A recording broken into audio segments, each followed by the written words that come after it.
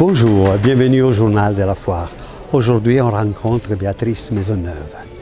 Donc, je vous demande un peu d'attention parce que c'est une experte en bijoux et en pierres précieuses. Allons-y.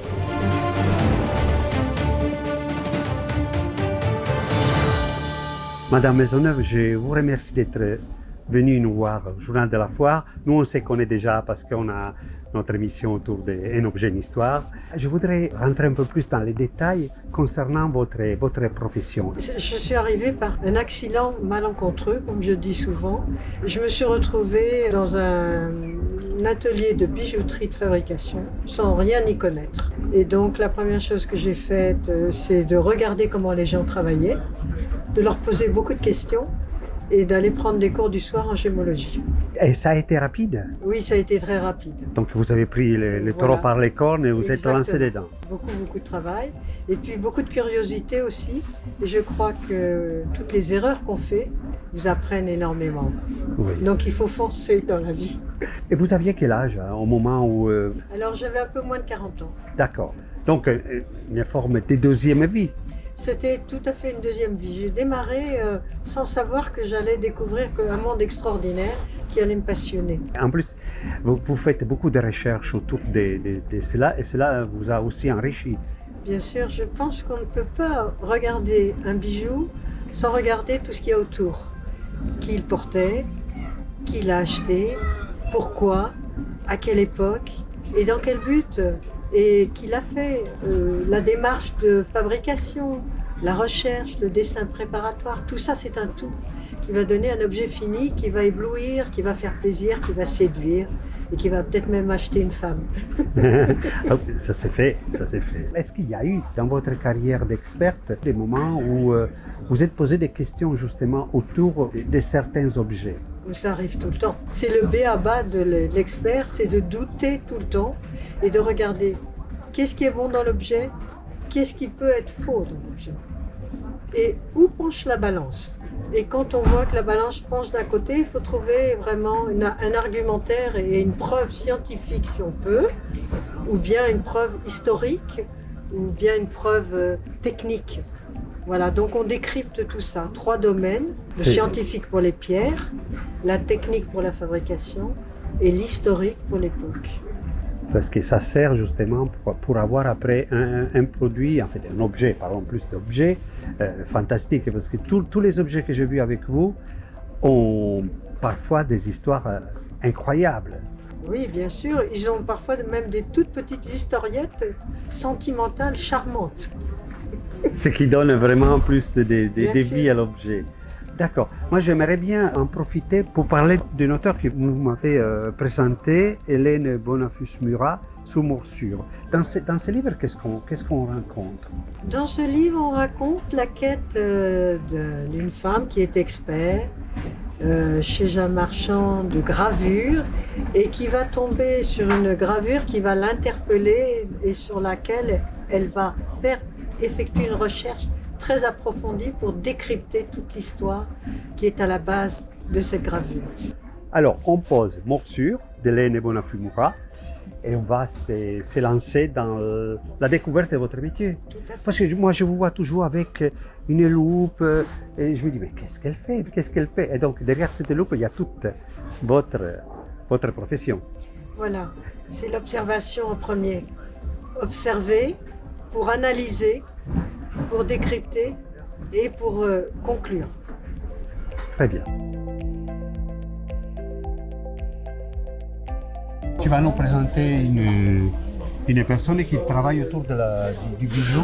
Voilà, c'est une marchande qui travaille bien, elle connaît la gémologie, elle connaît bien son produit, elle sait mettre en valeur, elle sait décrypter aussi les époques. Et donc je suis là pour vérifier la véracité, l'authenticité de ce qu'elle fait, mais il n'y a pas de problème ici, puisque tout est fait de façon carrée. Et en même temps, j'apporte un appui dans mon savoir pour pouvoir optimiser la vente, c'est-à-dire la foire, avec des marchands qui connaissent bien ce qu'ils vendent. C'est la preuve qu'à la foire des châteaux, on trouve vraiment des experts. Bien sûr, c'est très sécurisé pour l'acheteur de savoir que tout ce qui est présenté, c'est validé par des experts qui sont spécialisés dans leur domaine. Donc, je vais vous parler d'abord de la guerre et de cette période où on a fabriqué ces bracelets tanks, qui sont des bracelets qu'on appelait ainsi parce qu'ils ressemblaient aux chenilles des tanks. Nous sommes juste avant la guerre. Ils vont être faits dans des chambres par des joailliers qui travaillent un petit peu sous le manteau.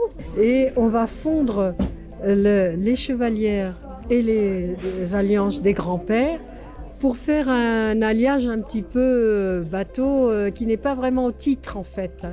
C'est un alliage souvent parce que l'or n'est pas affiné comme il doit être fait normalement, c'est-à-dire sortir l'or fin et sortir les alliages d'un côté pour refaire un alliage qui est vraiment au titre 750 millième comme c'est en fait en France. Donc cette période vient après une période de l'art déco où l'on a un exemple ici où on travaillait le platine et les pierres.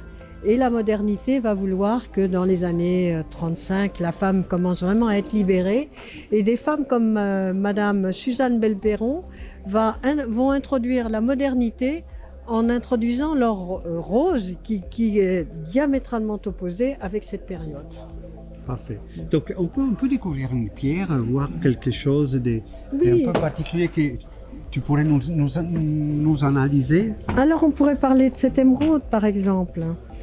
C'est une émeraude donc vraisemblablement de Colombie parce qu'on a des inclusions triphasées, c'est-à-dire solides, liquides et gazeuses. Donc on a des petits canaux dans lesquels on a un cristal d'une autre pierre et des bulles de gaz qui ont été emprisonnées dans cette gangue d'émeraudes qui sont des émeraudes donc, que l'on trouve dans des veines noires et blanches.